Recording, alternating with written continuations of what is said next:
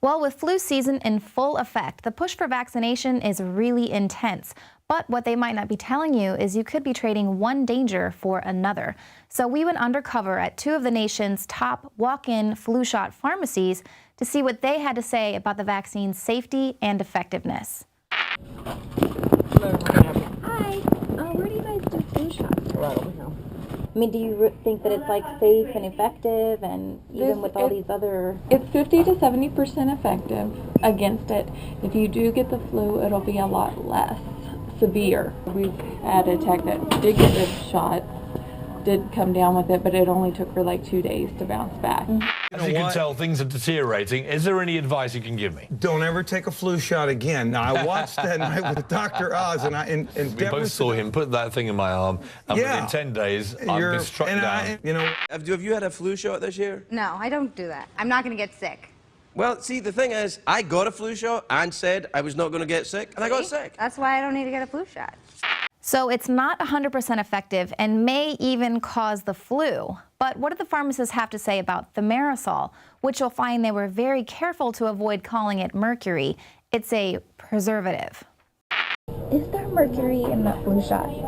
There is an extremely small amount, not anything that's dangerous, and it is preservative-free. Why do they put that in there? I don't understand the thimerosal. The vials, the preservative-free are drawn up individually, so it's more expensive. The vials, they can do one vial, so you can buy it at a cheaper price. The amount of preservative is less than a can of tuna. So if you look at it that way, it's really not significant. So as long as you're not getting a bunch of shots? Yes, at one time. Okay. Yeah. Studies show that most pregnant women should avoid eating canned tuna, though, so this really wasn't sitting easy with me. So I wanted to see what she would say if I introduced pregnancy into the equation. Would she warn me of potential dangers? Okay. I'm not pregnant now, but I'm trying to be. Is that an They issue, recommend that the pregnant women get the flu shot. They actually had one death of a pregnant woman last week, and she hadn't had the shot. Because here I was reading that it's highly recommended for them to get it. Yeah. So Every OB said to get it. Okay. I mean, because if they come down with the flu, they can hardly treat them, and so. So this shot with the... So they're extremely propelling right now in Texas for pregnant women to get the shot right now. Wow. Even the one with mercury in it? Both places administer Fluzone, which contains 3 influenza strains recommended for this flu season, including the 2009 H1N1. Surprisingly, Fluzone's own patient information sheet says that animal studies haven't been conducted with Fluzone. In fact, it says it is not known whether Fluzone can cause fetal harm when given to a pregnant woman or if it can affect reproduction capacity. So an untested flu vaccine is being recommended for pregnant women and those who are trying to get pregnant. Fluzone should be given to a pregnant woman only if clearly needed. According to the Vaccine Adverse Events Reporting System, reports of fetal demise during the 2009 H1N1 season increased by 4,250%.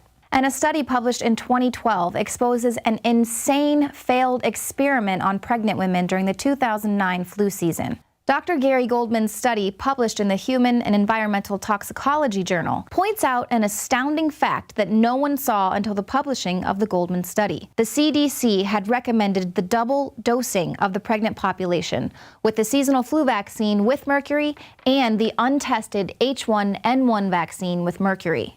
He highlights the fact that the safety and effectiveness of the H1N1 had never been established in pregnant women, and that the combination of 2 different influenza vaccines had never been tested on pregnant women at all. And if you ask for the vaccination package insert like we recommend, you'll find that the warning is still there. It hasn't been tested on fetal development or reproduction. The only one that pregnant women can't get is the live virus one that is the mist into the nose. Oh. Yeah, the pregnant women have to avoid all the live viruses, but the inactivated ones, which most of them do contain mercury, are safe. And while the increase in vaccinations is wiping out some viruses, new superbugs are popping up to replace them. You know, you can't fool Mother Nature. And as you start to eliminate certain bacteria by the vaccines, other bacteria and viruses fill in the gap.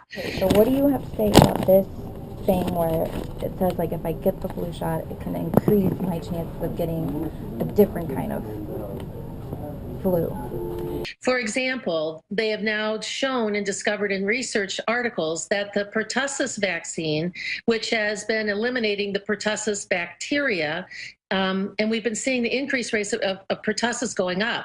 They've been trying to figure out why that is. Well, there was an article that came out a couple of weeks ago that said that because the pertussis vaccine eliminates the Bordetella pertussis bacteria, it has created a gap in which another bacteria called Bordetella parapertussis is filling in the gap.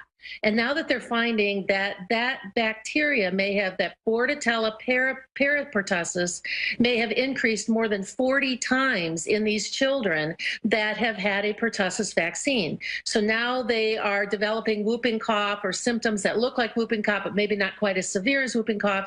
And they're finding that it's being caused by this new bacteria called parapertussis. And I think that's happening with all of the Prevnar vaccines for strep. It's certainly happened for Hib, that as we eliminated Haemophilus influenza B, there are more strains of that bacteria falling in the gap that are more stronger and more virulent. So why on earth are they pushing these untested vaccines that are at best 70% effective against some viruses and at worst are creating new superbugs? When I started into this back in September of 2000, the vaccine industry was about a $10 billion a year industry. Now it's in the 30 to 60 billion. Some of the vaccines are making 5 to 10 billion on their own. The point is, all vaccines come with risks. So unless you want to be a paying beta tester for Big Pharma's failed experiments, research the dangers for yourself, decide if it's right for you, because even well-meaning healthcare practitioners might not have all the facts.